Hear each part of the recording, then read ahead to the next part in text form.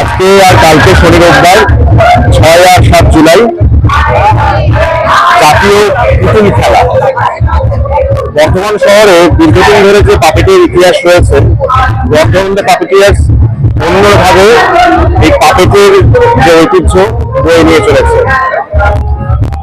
খুব ছোটবেলাতে আমরা দেখতাম ক্ষীরোদ জেঠু এবং অন্যান্যরা, সঞ্জীব চক্রবর্তী স্যার যেভাবে আমাদের পুতুল নাটককে এগিয়ে নিয়ে গেছিল, পার্থদা এবং তার একগাদা যে শিষ্যরা রয়েছে, কচিকাচারা রয়েছে, তারা এই মুহূর্তে দাঁড়িয়ে মডার্ন পাপেট কিভাবে চলে, আধুনিক পাপেটের কিভাবে ভাষা হয়, সেগুলো বর্তমান শহরে বসে কাজ করছে।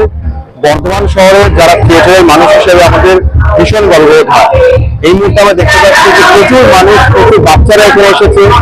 বাবা মারা কোলে করে বাচ্চাদেরকে কাছে তুলে পাতে থাকে, এটা বড় আনন্দের বিষয়। আজকে খুব বড় আনন্দের দিন যে বর্তমান শহরে পাপেট নিয়ে এত মানুষের মধ্যে আগ্রহ, এবং এই কারণের জন্য বর্তমানে পাপেটিয়ার্সকে